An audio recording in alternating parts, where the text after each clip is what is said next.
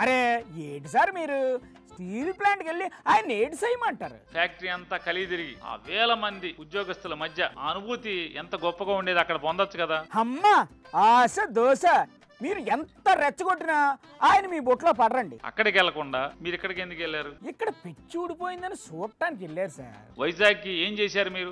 ఏమీ చేయలేదా? ఏమి చేయలే. స్టీల్ ప్లాంట్ కూడా ఏమీ చేయలేదంటారు ఏంటి కొంపదీసి? 42 విభాగాల టెండర్లని రద్దు చేయించండి పవన్ కళ్యాణ్ గారు. ఎలా చేస్తారు సార్? 2 ఎంపీలు ఉన్నారు కదా. ఉన్నారు. అయితే ఆ ఇద్దరితో మీరు చెలరేగిపోండి పార్లమెంట్ లో. అబ్బా భలేరికి చెప్తున్నారే. రెచ్చిపోవడం, సెలరేగిపోవడం, ఊగిపోవడం, పూనకాలు రావడం అంతా ఎన్నికల ముందే. ఇప్పుడంతా కూల్ కూల్. ఆయుధాల చేతబూని రోడ్ల మీదకి రండి అన్నారు. అవునా? వామ్మో ఏదో పెద్ద ప్లాన్ లోనే ఉన్నట్టున్నారుగా. ఆయుధాలు చేతబూని రోడ్ల మీదకి వచ్చి ఏం చేయాలి? ఏం చేస్తారు సార్ ఆ ఆయుధాలతో? ఆయుధాలు చేతబూని యూరియా ఇప్పించండి అని చెప్పాలి కదా. Sir this is too much.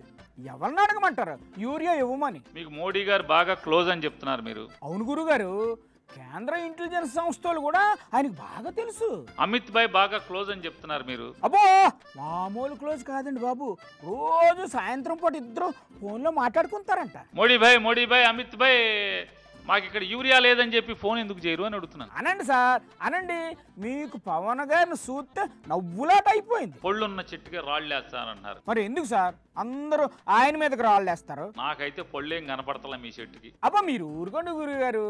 ఆ సుగాలి ప్రీతి కేసులో పవన్ సార్ను సోషల్ మీడియా దుమ్మెత్తిపోతుంటే ఇప్పుడు మీరు వచ్చి పల్లేవి సెట్టేది అంటారేటండి?